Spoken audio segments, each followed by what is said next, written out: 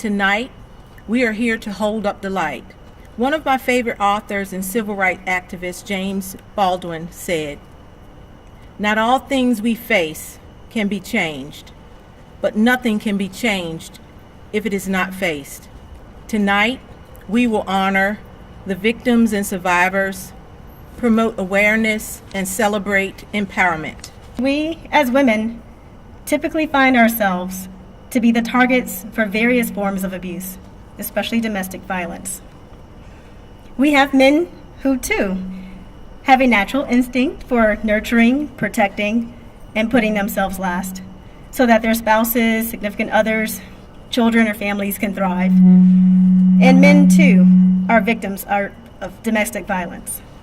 The Governor's administration is working to provide critical assistance to all individuals in abusive situations by providing grants and resources through the Domestic Violence Trust Fund to organizations such as Asha Quran, which helps foreign-born individuals in abusive situations, and other organizations across the state that provide shelters, counseling, and educational programs to communities in need.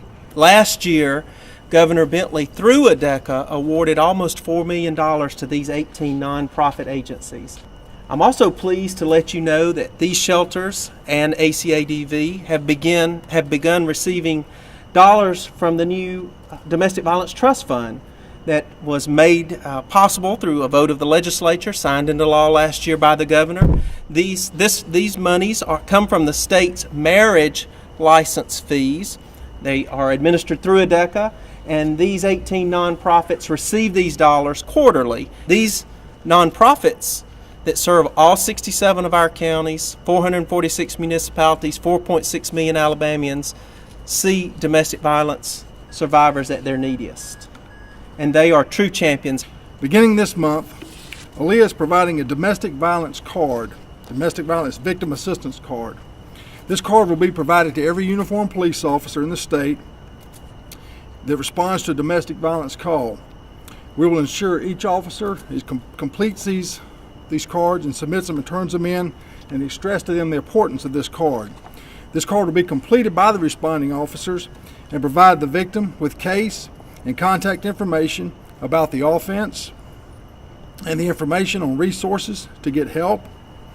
The victim will know how to directly contact the officer, the local domestic violence lead support person, and the district attorney who will handle their case.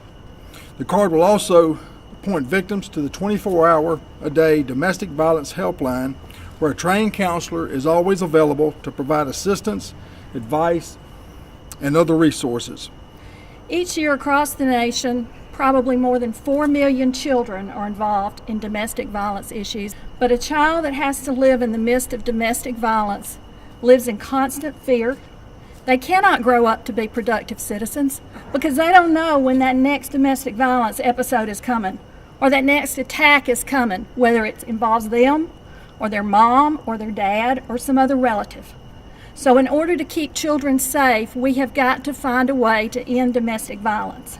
We have come so far from back in the 70s as a young police officer, not making an arrest, not making a report, not giving them any information about victim services, to where we are today. And we all should be so proud that we have a state now, a coalition of shelter programs that work together to provide those services. In 2015, there were 32 homicides related to domestic violence. 19% of those victims were wives.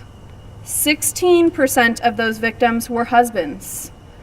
34% of those victims were girlfriends or ex-girlfriends. 28% of those victims were boyfriends or ex-boyfriends. This week I sat with a group of 11th graders from our local high schools, and I asked them what was the most pressing criminal justice issue locally and what was the most pressing criminal justice issue nationally. And the common denominator for all of their answers, for all 7 schools, was domestic violence. And so I was encouraged and energized by what I heard, because I believe that despite the issues that we face, that collectively we're making a difference.